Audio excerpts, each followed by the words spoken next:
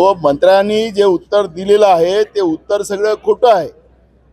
आमची परंपरा अशी राहिलेली आहे की जेव्हा मंत्री उत्तर समाधानकारक देत नाही किंवा उत्तरच चुकीचं दिलं जात आहे लेखी, त्याच्यावर ते उत्तर राखून ते प्रश्न राखून ठेवला जातो. हे आतापर्यंतची पद्धत आहे. विधानसभा अध्यक्षांनी नवीन पद्धत सुरू केली.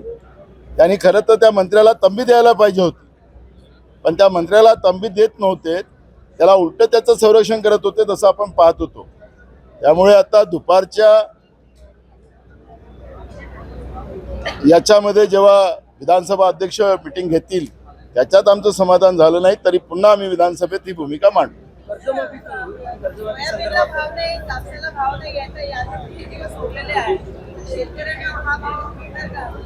मिळणारच नाही. त्यांनी मान्य केलं. त्यांच्या पक्षाच्याही आमदारांनी भूमिका मांडली की कमी भावामध्ये खरेदी केला जातोय.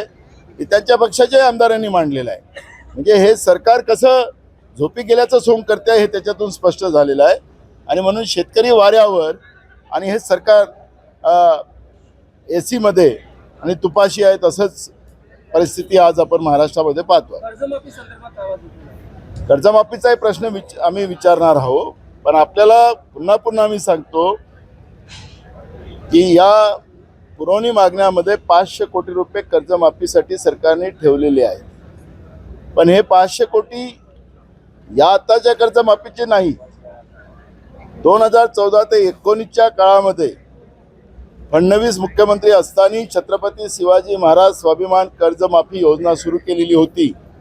शेतकऱ्याला त्याच्या बायकोला लाईनमध्ये उभं ठेवण्याचं पाप त्या काळात केलेलं होतं. सरकार 19च्या गेल्यानंतर सुद्धा आणि मग पहाटेचं सरकार आल्यानंतर सुद्धा या सरकारनं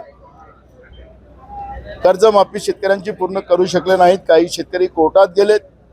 जवळपास 5017 कोटी रुपये राज्य सरकारला त्यावेळच्या योजनेचे द्यायचे होते, पण जे शेतकरी कोर्टात गेलेत त्यांचेच फक्त 500 कोटी दिले. पण कोर्टाने त्याच्यामध्ये आदेश केलेले आहेत की 5017 कोटी रुपये दिले पाहिजेत. पण सरकारने फक्त 500 कोटीचं प्रयोजन केलेलं आहे.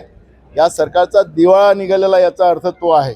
विकास कामासाठी पैसे नाहीत आणि शेतकऱ्याला द्यायला पैसे नाहीत, पण राज्याची लूट करणारं सरकार. पार्थ पवाराच्या प्रकरणामध्ये काल हायकोर्टाने ज्या आदेश दिलेत की त्यांना का गुन्हेगार केले नाहीत, त्यांच्यावर का FIR दर्ज केला नाही. महेश पाटील जे सहआयुक्त मुंबई महानगरपालिकेचे आहेत त्याला आयुक्तांनी 1 महिन्याच्या कंपल्सरी सुट्टीवर पाठवलं. हा जो महेश पाटील आहे यांनी कोविडच्या काळात मोठ्या प्रमाणात भ्रष्टाचार केला. काही नेते, काही IAS, काही IPS अधिकाऱ्यांच्या नावाने जमिनी खरेदी केल्या गेलेल्या आहेत आणि सगळ्यांचा हा मेन सूत्रधार आहे.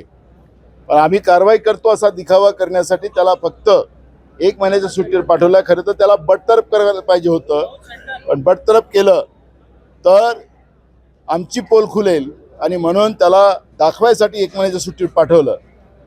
तसंच पार्थ पवाराच्या प्रकरणामध्ये सुद्धा मान्य हायकोर्टाला यांना फटकारावं लागलं. आता तरी गुन्हा दाखल करतात का हे आम्हाला पाहावं लागेल.